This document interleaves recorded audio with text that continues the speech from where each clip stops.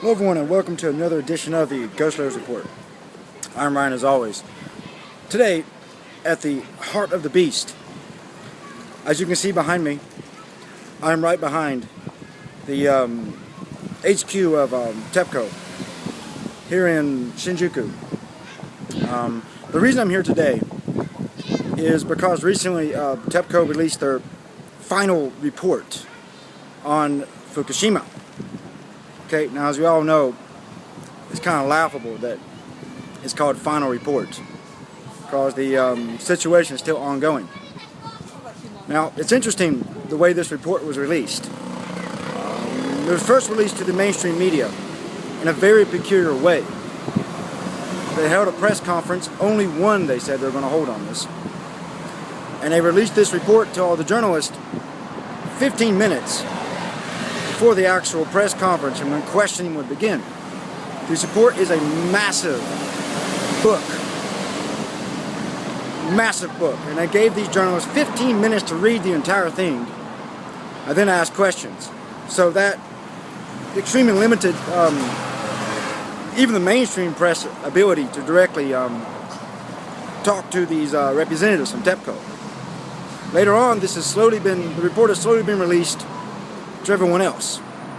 Now I've had a chance to review a lot of this report, and it's quite interesting. Now throughout the report they go through step by step what happened and what they did, and every step along the way TEPCO, my friends here behind me here, blame the Japanese government, left and right, every chance they get.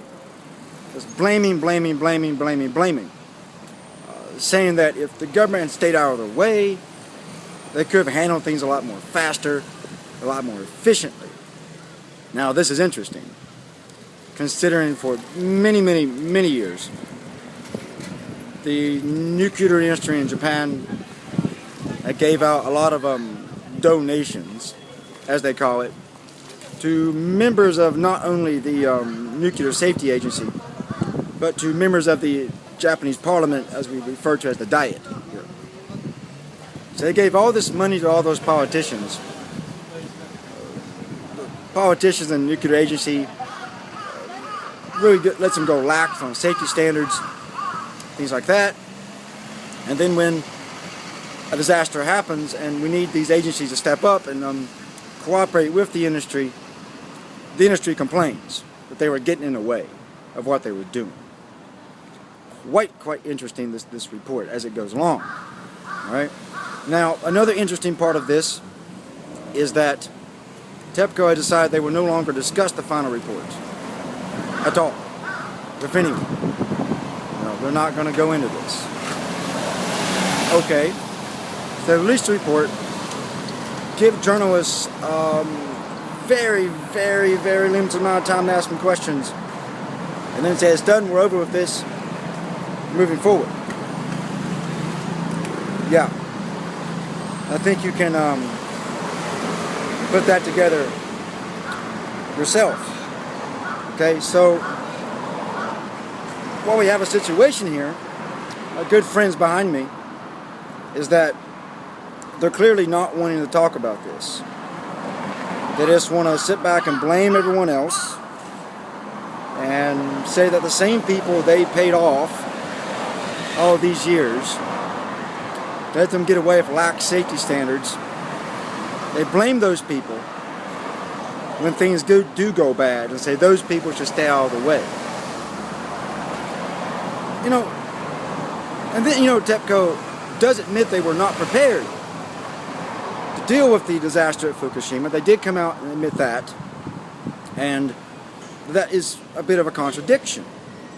You say you're not prepared, but then the same people that you paid off to not regulate things properly, you blame.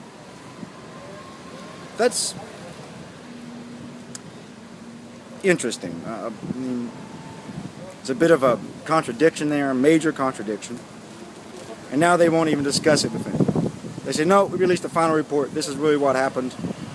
It's all the government's fault. It's not our fault. We were unprepared because of them. And because they got in our way, they made things worse. It doesn't make any logical sense. It doesn't make any logical sense at all to make such an assertion. You pay these people off, and then you blame them for not having everything ready. You blame them for being the ones who are inefficient. You bounce off all the blame on other people. When they, you know, that's kind of crazy. All right. So yeah, I did decide to come down here right in front of TEPCO and talk about this, because it needs to be talked about a bit more than what the mainstream media is talking about. They were blocked out, basically, from asking the right questions and having a proper amount of time to review it. You know? So, please leave your comments or comment box below. Spread this video around. Let's get people talking more about this final report that they've released on Fukushima. There's a lot of stuff in that report, and I cannot get through it all by myself. I need other people to help me analyze it. It is available in English and Japanese, so you can get your hands on it. And before we go, let's say hello to our friends here, shall we? Come on, let's go. Say hello to them. They're right there. Yeah. Hello, TEPCO. How are you today? We hope everything's going fine at the head office. And we hope that you are listening to us, because we're not going to stop. We're not going to stop. Sorry about that. We're not going to stop. You know? So, good luck there, TEPCO. Good luck with everything. There's their front door right there. We need you to listen to us. The media is tired of you blocking us out. Alright? So, this is Ryan here, reporting from TEPCO's headquarters right here in Shinjuku, Japan. Until next time, checking out.